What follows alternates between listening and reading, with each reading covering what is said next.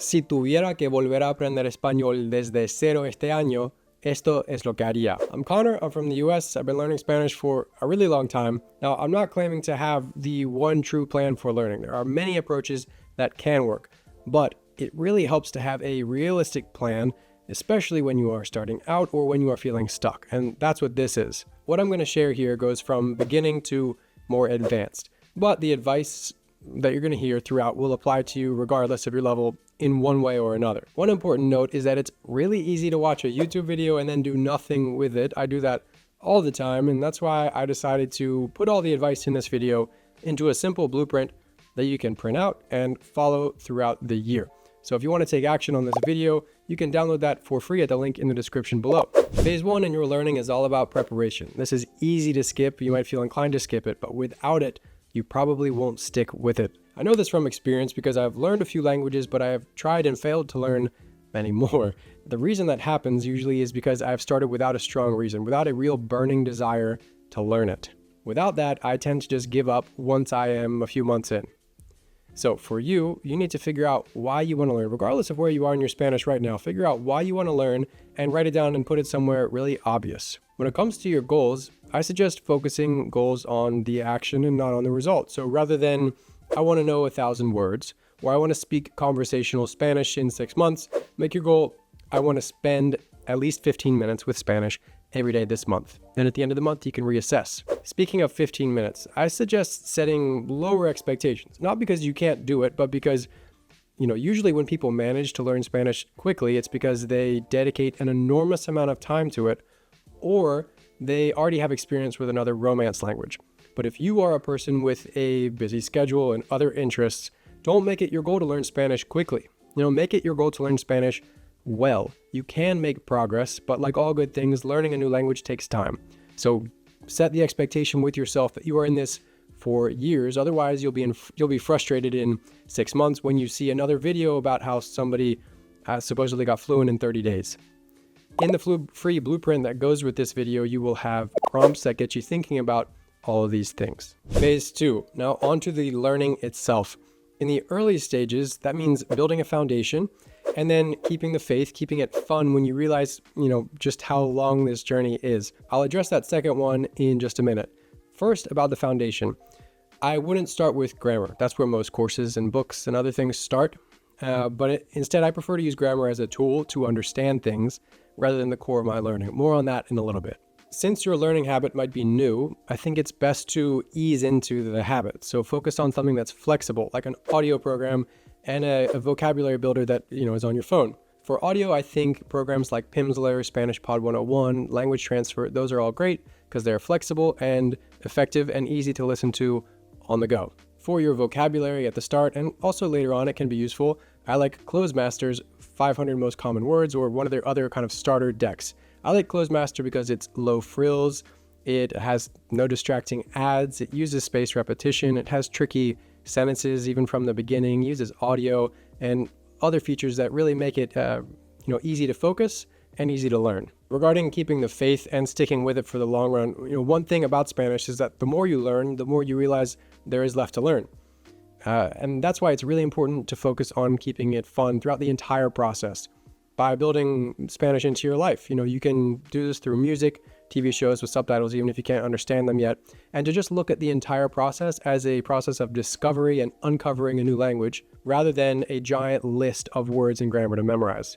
You're uncovering new language and new knowledge, and that's an amazing thing. And in all phases of your learning, it's really good practice to use what you know on your own, even in little ways. You can do this at the start by making short sentences with the things that you learn, looking around, trying to say whatever you can, reading things aloud, and just generally being curious about the Spanish that you come across. Phase 3 is all about comprehension, and I think this can go from months 2 to maybe 6, but in reality it continues throughout the length of your entire learning process because the core of your learning, in my experience, is building your comprehension. And you build your comprehension by building your vocabulary. There are a lot of ways to do this, and by listening to things that are a challenge but not impossible. And 3, this is something that has really helped me, listening while reading. Your goal during this comprehension phase is to listen to Spanish actively near your level for around 30 minutes a day. 2 15-minute sessions works great. Listening actively means things like taking notes, listening more than once, watching with subtitles and then without, things like that. Whatever it is, you are doing it with your full focus, and this comprehension building is your main focus. Again, this is not the only way to learn, but in my experience and in the experience of a lot of my students, it's a really effective one. Use your listening as your source of new vocabulary too, and try to make sentences, several sentences a day with new words that you come across. Another important part of comprehension is training your ear by learning about Spanish pronunciation. It's a part of the process that is so overlooked and skimmed over, but the reality is it makes a huge impact not only on your communication and speaking confidence, but also on your comprehension, because when you train your ear to pick out the sounds of Spanish and be more used to them and get used to things like how words link together in connected speech, your comprehension goes way up. I built a comprehensive pronunciation course that has already helped hundreds of learners with this, and you can check that out in the description box if you are interested. Phase number 4 is speaking, and this can overlap with the previous phase depending on your preferences. Some people say speak from day one, others say don't speak at all for months until you've had thousands of hours of comprehensible input, and both can work, but personally, I prefer a more in-between approach. By that, here's what I mean. Use your Spanish out loud on your own from the very beginning, just saying whatever you can, even if that's just individual words, primarily because it's a good habit to be in. Once you have a more solid foundation, you can ease into speaking by speaking on your own. This helps you iron things out without somebody staring at you, and it's also just a good thing to do throughout the length of your learning. When you feel ready to speak with someone else, you can schedule regular speaking sessions on a platform like italki. That's the one that I've used the most, and I prefer this because it's less hit or miss than the free exchanges that you might find, and it lets me schedule more conveniently. Plus, you are paying someone to basically sit there and be patient with you, which is really nice. So you don't have to worry about, making somebody else you have to wait while you find your words. To get more out of your conversation sessions, whether they are with a tutor or just a friendly partner, you can do things like prepare topics in advance. You can start by being the one asking the questions rather than being the one answering them, so the pressure isn't all on you. You can try crosstalk, which is where the other person speaks in Spanish and you reply in English. So you're each speaking your native language, but listening to the other person speaking their native language. You can ask them to send you some questions in advance so that you can prepare. And while you're doing this, while you're having conversations every week with somebody, you can continue to speak to yourself every day. These days, you can use AI to give you both speaking prompts and feedback on your speaking. I made a video on that recently, and I will put a link to that in the description box below. Phase 5 in your Spanish learning is the long game. At this point, you already have a strong foundation, you're building your comprehension and some speaking skills, and you are moving more into solid intermediate territory. And almost everybody gets stuck here at some point. So when you do, focus on what I call IRU. I for immerse. Surround yourself with as much Spanish as you can. Repeat, so listen to something, read something, watch something multiple times. This is something that is seriously undervalued among most Spanish learners. And then use it.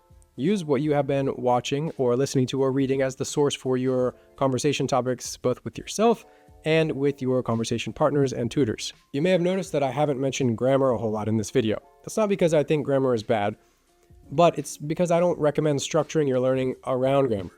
Instead, focus on discovering the language, uncovering new things, being curious, and use grammar as a tool to help you do that. So for example, when you don't understand something, do a quick grammar detour to learn why XYZ is said that way, then return to your focus. Immersion, growing your vocabulary, listening, using what you learn, having conversations. Grammar is a much bigger topic that I will go into more detail on in a future video, so subscribe if you want to see that. A few more big skills that you're going to need to keep going. Accept ambiguity when it comes to understanding. Throughout this whole process, there are going to be lots of things that you don't understand, and it's important to be okay with that, because otherwise you will get really hung up on the little details and not be able to see, the forest for the trees when it comes to your listening and your reading primarily. Related to that, focus on understanding things through context, not isolated lists. So this applies to both vocabulary and grammar. That's really important. And third, keep it fun. If you hate what you're doing, it's important to stop that immediately, because hating what you're doing is really the biggest risk to your progress, because it's what's going to make you want to stop learning. If you apply the advice in this video to your learning over the next year, you won't be fluent overnight or in 30 days or in 6 months, but you will look back in 12 months' time and be genuinely proud and impressed with how much progress and how much you have learned in only a year. To take action on this video, remember to download the free blueprint that goes with it. And to start practicing your Spanish right now, watch this video next.